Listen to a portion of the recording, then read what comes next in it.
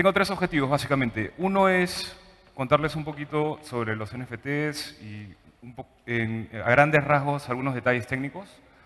Dos es contarles sobre cómo esta tecnología se está utilizando. Y tres es conversar un poco de las oportunidades hacia adelante del uso de esta tecnología.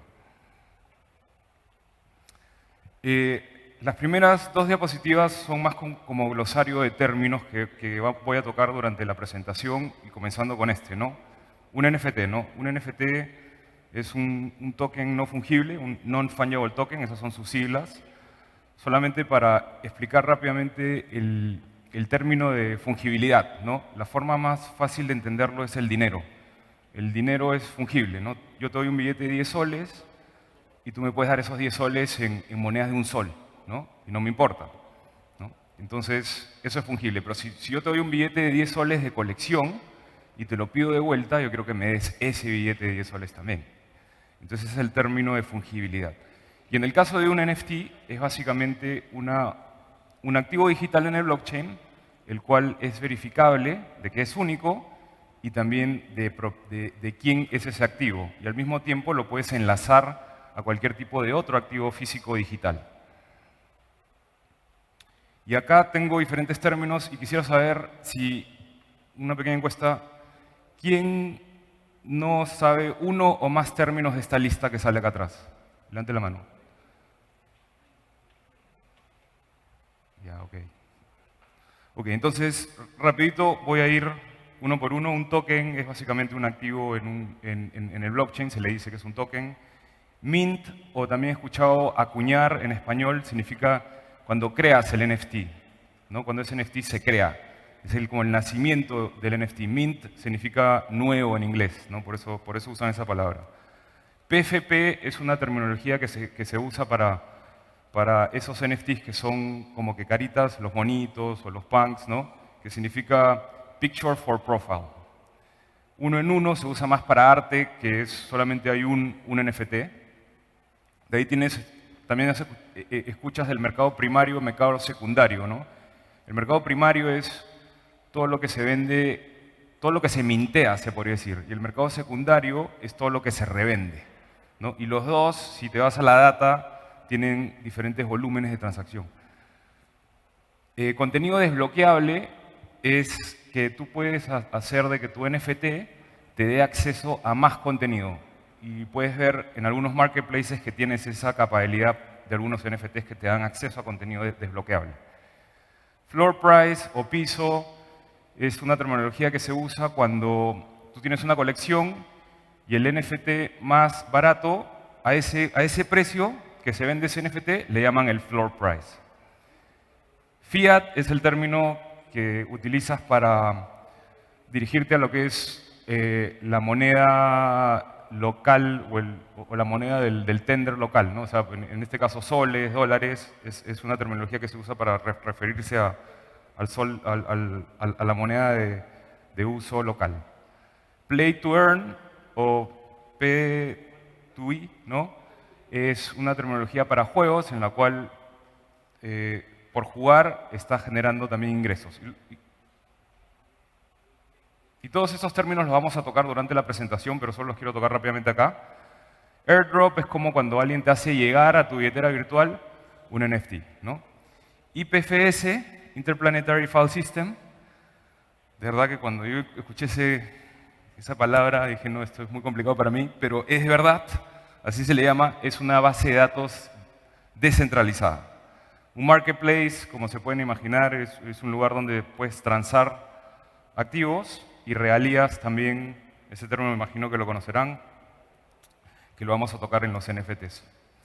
Ahora, ¿por qué es importante los NFTs y cómo encajan al Internet, a la web de hoy, ¿no? Y acá en realidad este es un comparativo del Internet con NFTs, que podríamos decir que es Web 3, ¿no? Y el Internet de hoy, que es Web 2. Entonces, estas son las grandes diferencias entre las dos, ¿no? Y cómo los NFTs y en realidad todo el blockchain cambia cómo funciona la web, ¿no? Entonces, en Web 3, tú tienes que los NFTs son únicos, ¿no? En Web 2 es difícil diferenciar dos cosas iguales. Puedes copiar un archivo y no sabes, son igualitos, no sabes cuál es el único. Al mismo tiempo, tú puedes saber en Web3 quién es el propietario de ese activo único, ¿no?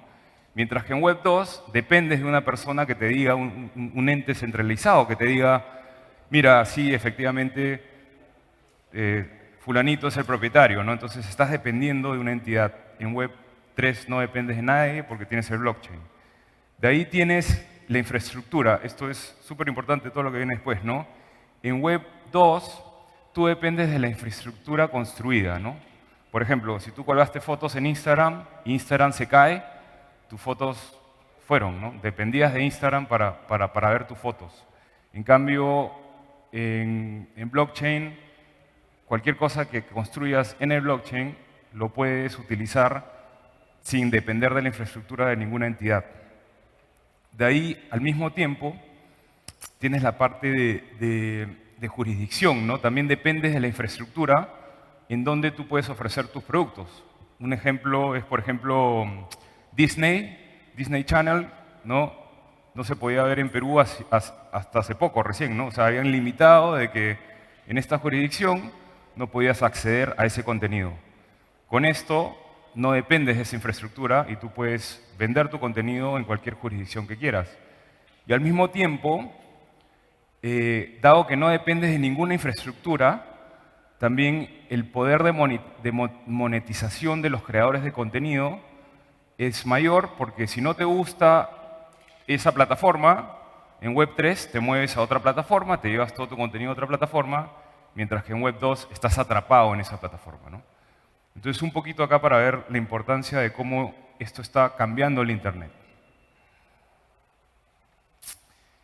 Y acá voy a ir un poquito a la parte técnica, ¿no? Entonces, y esto acá lo han tocado en algunas de las charlas anteriores, ¿no? Pero básicamente este es el estándar de token que se usa para los NFTs, que es el RC721.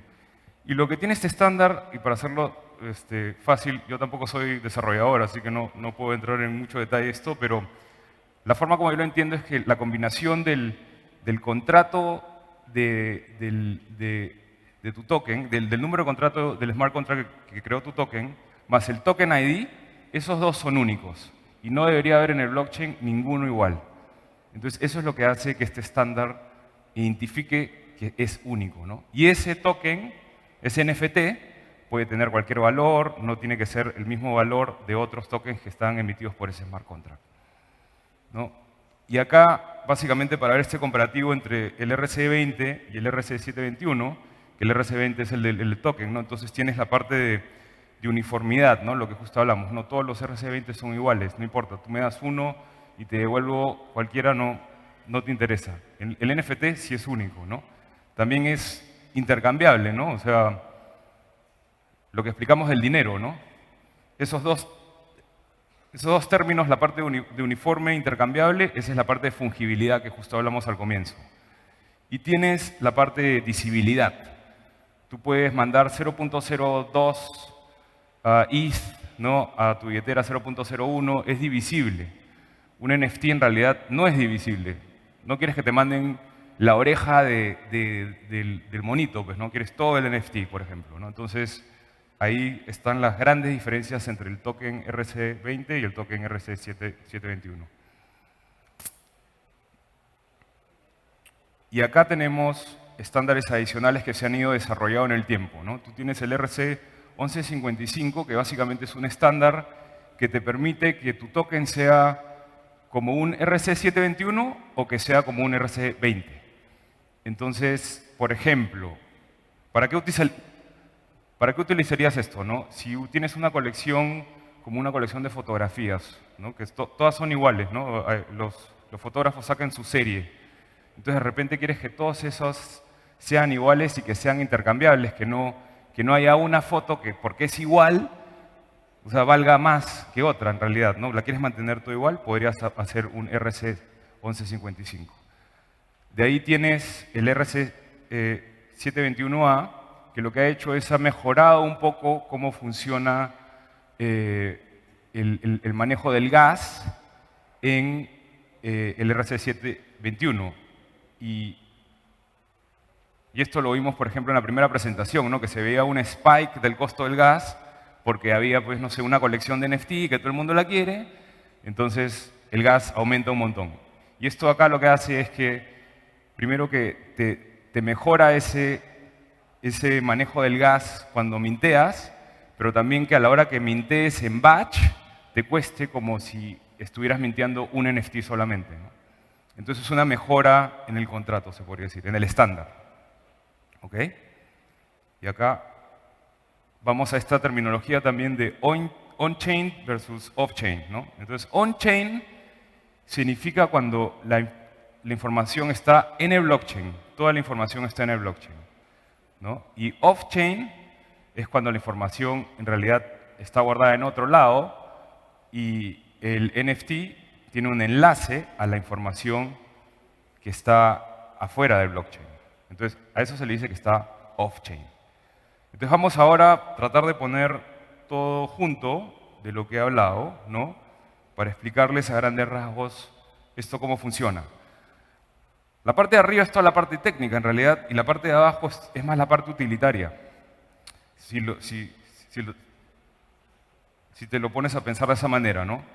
Entonces, bueno, desarrollas el smart contract, ese smart contract se lanza al blockchain, ¿no? Y ese ya viene con las características de cuántos tokens, a qué precio, se va a lanzar, lo puedes mintear y todo eso de ahí, ¿no? Y de ahí viene el usuario y mintea el token. Y a la hora que minteas el token se crea el NFT, entonces tienes ese número de contrato que hablamos con su token ID, ¿no es cierto? Y ese token ID, ese NFT en particular, tiene un enlace al contenido que está asociado a ese NFT que está off-chain. Generalmente, ese enlace va a IPFS, ¿no? El Interplanetary File System, que es una base de datos descentralizada, ¿no? Que tú subes una imagen o subes cualquier tipo de contenido ahí y nadie lo puede modificar. Pero esa base de datos es pública, o sea, tú puedes acceder a todo lo que está ahí.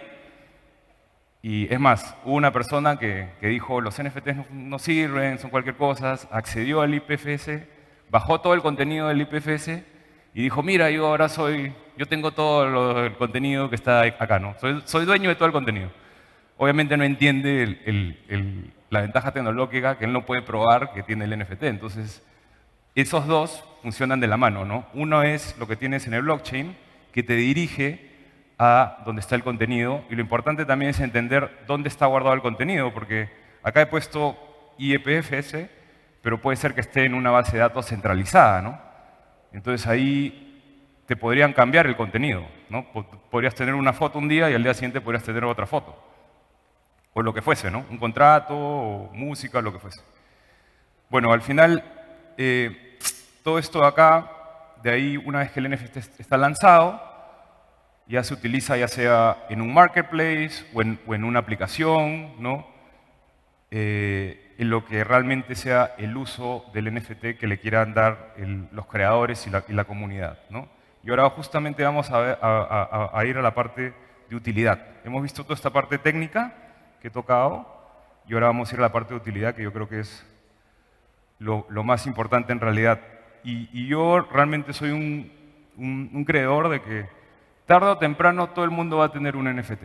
Es como cuando comenzó el Internet y de repente te dijeron en algún momento, tú tarde o temprano vas a tener un email, un correo electrónico, igual va a ser con esto. El tema es qué va a ser tu NFT, cuál va a ser el uso de ese NFT, ¿no? Y acá vamos un poco a los casos de uso. O sea, este pulpo con un montón de cajitas, en realidad son diferentes casos de usos, las celestes, y lo que está alrededor de eso son ya aplicativos que existen para esos usos. Entonces tienes usos de tierra virtual, tienes usos para música, tienes usos para licensing, social media, arte, obviamente, deporte. Entonces, en realidad, a donde voy con esto es que cuando se habla de NFTs, es una tecnología que se va a utilizar para muchísimas cosas. La mayoría de gente relaciona NFTs con arte quizás o con imágenes, pero ese solamente es un uso. En realidad hay muchísimos usos. Y esos usos se están ampliando cada vez más, ¿no? O sea, al comienzo fue eso, fueron los monitos y esas cosas, pero ahora han visto en el slide anterior que hay un montón de utilidades y un montón de aplicaciones que se están creando para esas utilidades. Y vamos a ir justamente a los casos de uso y voy a usar estos 3 ejemplos, ¿no? Pero nuevamente, estos no son los únicos casos de uso, ¿no? Hay muchísimos casos de usos que ni siquiera se han pensado, ni siquiera yo pienso. Entonces vamos a hablar del caso de uso de arte y coleccionables, vamos a hablar del caso de uso de videojuegos y vamos a hablar del caso de uso de bienes raíces. En esos 3 casos de uso nos vamos a enfocar. ¿Okay? En el caso de arte y coleccionables, ¿no? Entonces tú tienes un artista, en este caso, bueno, tenemos un artista que está haciendo un cuadro en físico, pero esta foto ilustra mejor, pero imagínense para hacerlo fácil, arte digital, ¿no? Entonces el artista quiere que ese arte digital sea un NFT, ¿no? Va donde un Launchpad, por ejemplo, donde Cory, le hace el contrato, lanza el contrato, el coleccionista lo compra el NFT, ¿no? Ese NFT se va a un marketplace, puede ser a OpenSea, ¿no? Y en ese marketplace se transa el arte, o sea, se revende, ¿no?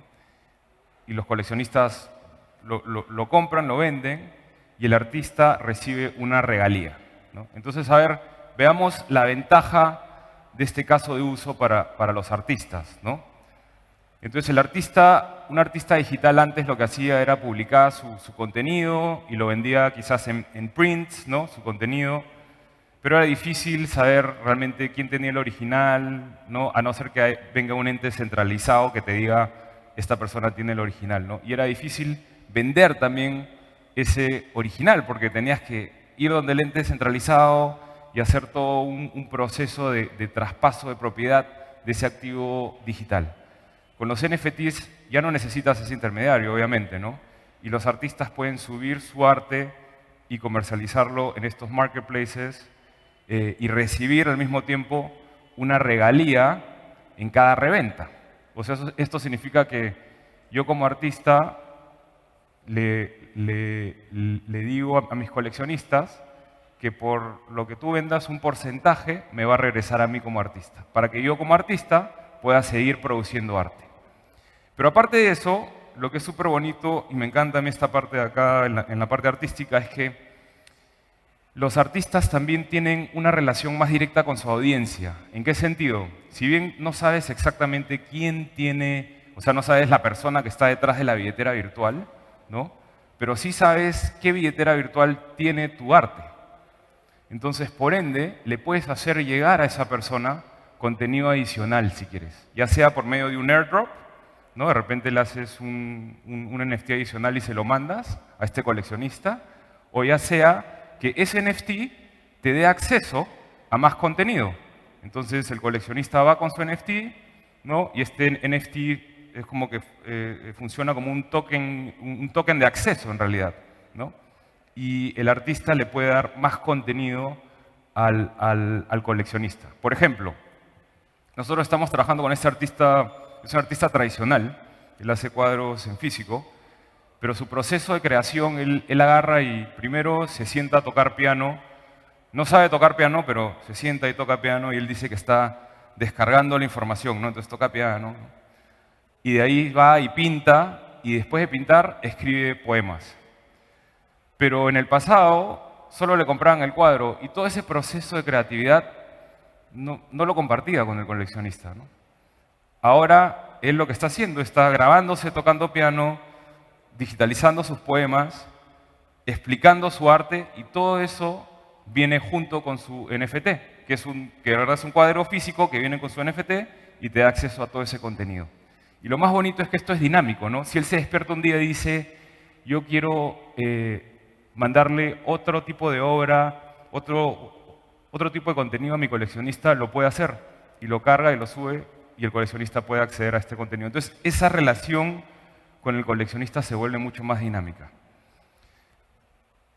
Y acá ya tengo algunos ejemplos de algunos NFTs más populares, ¿no? Que también para... Estos acá son los CryptoPunks. ¿Los conocen los CryptoPunks? ¿Sí?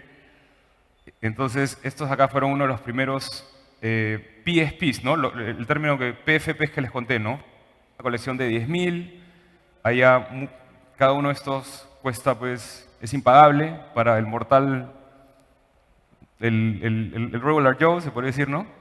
De ahí tienes a los monitos, ¿no? Y a ver, les pregunto, ¿alguien sabe quién tiene estos monitos? ¿Quién tiene ese monito? Este. ¿Cuál? Eminem, ¿no? Eminem tiene el del medio, Snoop Dogg tiene el atigrado y Jimmy Fallon tiene este. Y esto acá también es importante, que es un término que se usa mucho en arte que se llama, se dice provenance, procedencia, en cierta forma es la traducción en español. Que el que tiene el NFT le está dando valor al NFT, ¿no? Porque como el artista tiene un NFT, y tú puedes comprobar, ¿no? O sea, si el artista dice, ese es mi número de billetera, ¿no? La celebridad, ¿no? Si la celebridad dice, ese es mi número de billetera y yo tengo este NFT, y tú puedes ver en el blockchain que tiene este NFT, ¿no? Entonces le está dando valor, porque de ahí si él lo vende, siempre quedó en el blockchain guardado de que en algún momento de la historia de ese activo digital, de ese NFT, este artista lo tuvo. Entonces también eso ayuda en lo relacionado al provenance del activo digital en arte, ¿no? Esta colección en particular lo que hizo es que buscó a muchos celebrities para que hagan que la colección valga más, ¿no? Y bueno, acá ya tienes más arte puro y duro, ¿no? Esto ya no es una colección, no es un coleccionable, no es un PSP, este es un one-on-one. Y este fue el NFT más caro que se ha vendido en la historia de los NFTs, que fue por el artista Beeple, que vendió este cuadro, que en realidad, si te pones a pensar, este cuadro, bueno, lo vendió en 69 millones de dólares, ¿no? Pero cada una de esas fotitos, lo que hacía Beeple desde el 2007 es que era un artista digital y él se propuso de que todos los días iba a sacar una obra, todos los días. Y disciplinadamente todos los días sacaba una obra. El día que se casó sacó una obra, el día que tuvo su primer hijo sacó una obra. Dijo que fue difícil, pero igual la sacaba, ¿no? Y la casa de subastadora Christie le propuso que ponga los 5.000 días desde que comenzó en este cuadro, ¿no? Lo transformó en un NFT y lo vendió en una subasta, ¿no? 69 millones de dólares. Este es arte puro y duro. O sea, lo único que tú estás recibiendo acá, a comparación de acá, ¿no? Que acá tú tienes más como que una comunidad, ¿no? Puedes decir yo tengo el monito como Eminem tiene el monito, ¿no? Y entonces tienes es como que otra utilidad, se podría decir. Pero acá, esto es como que hubieras comprado tú un lienzo y lo cueles en tu casa, ¿no? Pero gracias al NFT, tú sabes quién es el dueño y quién tiene el original, ¿no? Y de ahí también hay por ejemplo, estos se llaman fidenzas. Y acá hablamos un poquito de también un movimiento en el arte, que es arte generativo, se dice, ¿no? Y básicamente lo que son algoritmos que corren y que tú puedes mintear el NFT en un momento en particular y es como que tomes una foto del algoritmo que está corriendo. Entonces tú realmente, el artista sabe cómo se ve el algoritmo, pero no sabe exactamente en qué momento tú lo vas a crear, ¿no? Y también tienes estos que son, o sea, dentro de ese movimiento de arte regenerativo son como que lo más reconocido, ¿no? Dentro del mundo de arte, ¿no? También es un NFT que lo que recibes es esto. Es como, nuevamente, como el otro, ¿no? Como si compraras una obra de arte. Y dentro de estos casos de uso, también quiero tocar en que acá también, o sea, en Perú también hay artistas haciendo NFTs, ¿no? Este es un artista que es un artista peruano, que ha lanzado su colección, que es una colección de una combinación de arte digital con arte físico, porque él pintó sus cuadros, los digitalizó y de ahí los comenzó a manipular y hizo diferentes cuadros que si bien algunos son parecidos, por ejemplo, los dos de arriba están basados en el mismo cuadro físico, todos son diferentes, ¿no? Y también hay colecciones en Perú de PFPs, ¿no? Colecciones que buscan también crear una comunidad, crear varios proyectos. Esta es una colección de una artista colombiana que vive en Perú. Esta es una colección de un artista peruano que vive en Perú, pero hay varias colecciones en Perú que han salido. Está una colección que se llama Yamagedón, por ejemplo, de unas llamas, ¿no?, que han salido. Entonces, esto también se está haciendo acá, a donde voy, ¿no? Vayamos ahora al segundo caso de utilidad, que son videojuegos. ¿Ok? Y es más, la historia dice que Vitalik en realidad se metió más en blockchain, en Bitcoin, porque él jugaba The World of Warcraft y un día se despertó y su personaje, que tenía un superpoder, ya no lo tenía, ¿no? Entonces le cambiaron las reglas, ¿no? Y a él le molestó mucho, dice que lloró por toda una semana y dijo, no, esto no puede ser. Entonces, tanto en los videojuegos, las personas que son gamers acá, ¿no?, tú tienes activos en los videojuegos, ¿no? Tienes armas, ¿no? Tienes tokens, ¿no? Pero justamente como le pasó a Vitalik, ¿no?, primero que los activos no son únicos, ¿no? Segundo, que te los pueden cambiar. En cambio, en el blockchain, y esto hay que tomarlo también con cuidado, ¿no?, porque hay que ver cómo está funcionando la plataforma, ¿no? Pero en el blockchain, en teoría, no los podías cambiar, ¿no? Este es el ejemplo que tengo acá, es de Axie Infinity, que era un juego súper popular el año pasado, en el cual los Axies, que son esas cositas que ves ahí, esos monstruitos, son como los Pokémon en cierta forma, se peleaban entre sí y tú podías recibir tokens que se llamaban SLP, Smooth Loss Potion, le llamaban, por cada batalla o por cada venta de esos Axies, ¿no? Entonces, este fue uno de los juegos que hizo popular al Play to Earn, ¿no? Porque mucha gente lo que hacía es jugaba con esto, ganaba sus batallas y de ahí recibía ese token y de ahí se iba a un exchange y cambiaba ese token por fiat. Y es más, llegó un momento en el cual se comenzó a apreciar tanto el valor de estos Axies, de estos activos, de estos monstruitos, ¿no?, que ya costaba mucho comprarlo. Pero al mismo tiempo, para ganar estos tokens, los SLPs, tú tenías que estar metido en el juego, pues, ¿no? O sea, tenías que estar jugando todo el rato, esa es la idea, ¿no? Entonces, se formó como una semieconomía en el cual había un inversionista que compraba los Axies y de ahí se iba a un país como Indonesia, por ejemplo, y contrataba gente para que jueguen con su Axie y de ahí se repartían las ganancias, ¿no? Entonces es súper interesante cómo en el mundo de los videojuegos, que para esto es uno de los segmentos más grandes, dentro de los segmentos, o sea, por ejemplo, arte es un segmento de 70 billones de dólares al año, ¿no? Videojuegos está como en 200 billones, o sea, es muchísimo más grande. Entonces acá hay un montón de potencial para explotar. Y dentro de los juegos más populares, o sea, Gods Unchained, súper popular, Axie Infinity, ¿no? Y de ahí hay un montón de juegos más que han salido en Play to Earn, como este Benji Bananas, que ha sido como que uno de los últimos que he escuchado que se está haciendo más popular, ¿no? Pero también, nuevamente regreso a que acá en Perú también hay proyectos que están tratando de lanzar videojuegos, ¿no? Tenemos a Kryptonites, por ejemplo, que va a sacar su juego Underworld Capitalist, que también es un Play to Earn, ¿no?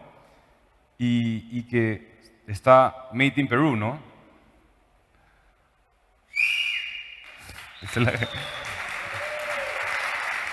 Ok, ahora vayamos al caso de bienes raíces, ¿no?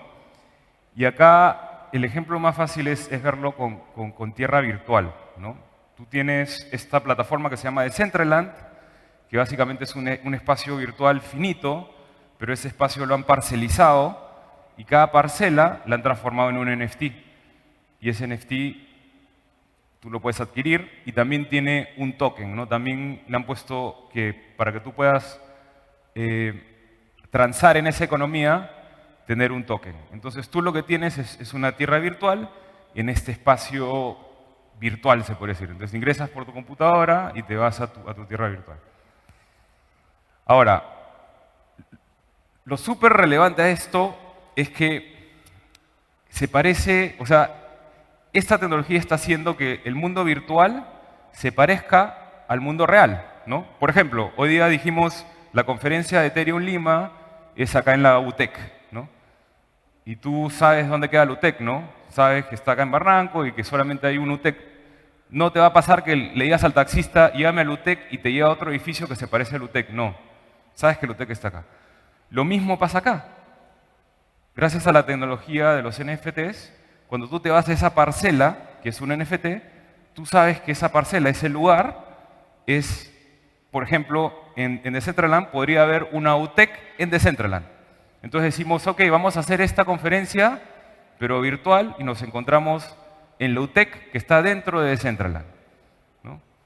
Y como eso es un NFT, tú puedes comprobar que efectivamente estás en la UTEC de Decentraland, ¿no? Y que ahí es la conferencia. Y eso de ahí se va a trasladar también a que tengas tu casa en Decentraland. Tú puedes tener una parcela donde construyes tu casa, haces una mansión increíble ahí, invitas a todos. El after party de la conferencia es en mi casa, en Decentraland, al otro lado de UTEC, ¿no? Y todos nos encontramos ahí. Y tú podrías vender tu casa que has creado en Decentraland a una persona que dice que fue a la fiesta y te dice, oye, qué bonita tu casa, me gusta, te la quiero comprar. De la misma forma que en el mundo real, invitas a alguien a tu casa y te dice, qué bonita tu casa y me la quiero comprar. Entonces, eso te lleva a que el mundo virtual se transforma cada vez más cerca al mundo real, gracias a la tecnología, ¿no? Y dentro de Decentraland, aparte de tener tierra, la economía comienzas a construir, ¿no? Comienzas a construir una casa y dentro de tu casa puedes tener, no sé, un mismo cuadro, ¿no? de arte que hemos visto, ¿no? Un NFT de arte podrías tener dentro de tu casa, en Decentraland, ¿no? Un activo digital, ¿no? Y podrías tener, si quieres, una ropa. Te vas a tu closet de tu casa en Decentraland y tienes tu ropa ahí, que cada uno de esos es un NFT, ¿no? Entonces, realmente como que se parece como que a la vida real en cierta forma, ¿no? Y acá tenemos proyectos virtuales grandes, de tierra virtuales. Tienes Decentraland, ¿no? Mira, tienes, por ejemplo, Sotheby's, tiene un espacio en Decentraland, ¿no? Que es esta casa de subastas, ¿no? Dolce Gabbana tiene un espacio en Decentraland. ¿Cuántas personas acá se han metido a uno de estos metaversos? ¿Han experimentado? ¿Cuántas personas acá han ido a una fiesta, a un concierto dentro de ese metaverso? ¿Y qué tal? ¿Les gustó? ¿Se vacilaron? Bueno, pero tenemos acá Cryptoverse, Sandbox, ¿no? Y básicamente, otra vez, hablando de los proyectos en Perú, tenemos también proyectos en Perú que están haciendo tierras virtuales, ¿no? Entonces, Pachacuy, acá tú puedes comprarte bueno, te tienes que comprar tu cuy primero, tienes que comprarte tu cuy, y ahí te puedes comprar tu tierrita, ¿no? Y ir desarrollando en tu tierrita. Y Aqua es un proyecto más de bienes raíces asociado a bienes raíces en físico, ¿no? Ellos están haciendo un resort en la selva, los cuales los NFTs van a significar un pedacito de ese resort, ¿no? Entonces, también ves ahí ese tipo de utilidad, ¿no? Tocamos el tema virtual, pero esa utilidad se puede trasladar a la parte física, ¿no? Entonces acá, que esta sección yo creo que es la más interesante, ¿no? ¿Cuáles son las oportunidades que hay? En realidad hay un montón de oportunidades. Se está construyendo aplicaciones para lo que es el manejo de NFTs en el lado de música. Desde que el NFT sea una regalía un pedazo de la regalía que crea tu música a que el NFT sea los derechos de reproducción de la música, ¿no? Se está creando plataformas de NFTs parecidas a lo que es un Facebook o un Instagram, ¿no? Donde tú puedas efectivamente llevarte tus seguidores a cualquier otra plataforma, ¿no? Entonces hay un montón de oportunidades en este espacio, ¿no? Y yo, o sea, les pregunto a ustedes, después de más o menos haber escuchado esto acá, ¿alguno de ustedes se le ha ocurrido algún tipo de, ah, mira, un NFT podría servir para esto?